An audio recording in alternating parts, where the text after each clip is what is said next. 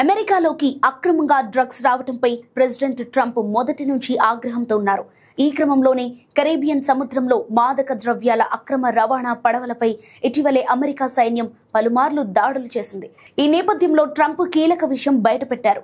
వెనెజువేలాలో రహస్య కార్యకలాపాలు నిర్వహించేందుకు తాను సిఐఏకి అధికారికంగా అనుమతిచ్చినట్లు తెలిపారు. ఈ నిర్ణయం ఎందుకు తీసుకున్నారనే దానిపై స్పష్టతనిచ్చారు. వెనెజువేలా నుంచి పెద్ద మొత్తంలో మాదక ద్రవ్యాలు వస్తున్నాయన్నారు.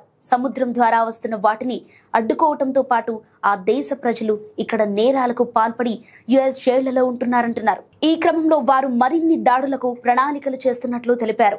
ఇక వెనెజువేలా అధ్యక్షుడు నికోలస్ మదురోపై చర్యలు తీసుకునే అధికారం సిఐఏకు ఉందా అనే ప్రశ్నకు స్పందించేందుకు ట్రంప్ నిరాకరించారు.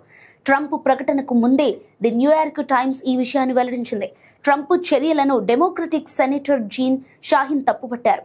మాదక ద్రవ్యాలపై కఠిన చర్యలకు తాను మద్దతిస్తానన్నారు. కానీ కాంగ్రెస్ అనుమతి తీసుకోకుండా ఆ దేశంలో రహస్య కార్యకలాపాల కోసం సిఐఏకు అధికారం ఇవ్వడంతో పాటు పడవలపై దాడులు చేయించడం సరికాదన్నారు. ట్రంప్ పరిపాలన అమెరికాను మరొక సంఘర్షణలోకి నడిపిస్తోందని ఆందోళన వ్యక్తం చేశారు.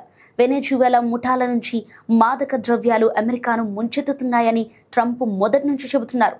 ఆ ముఠాలను అంతం చేసేందుకు ఇటీవలే సైన్యాన్ని రంగంలోకి దింపారు. కరేబియన్ సముద్రంలో భారీ యుద్ధ నౌకలు, జలాంతర్గాములు, అత్యాధునిక ఫైటర్ జెట్లను మోహరించారు. ఇప్పటి వరకు యుఎస్ దళాలు 5 పడవలను ధ్వంసం చేశాయి. తమ దళాలు జరిపిన దాడుల్లో పలువురు మరణించినట్టు ట్రంప్ స్వయంగా పేర్కొన్నారు.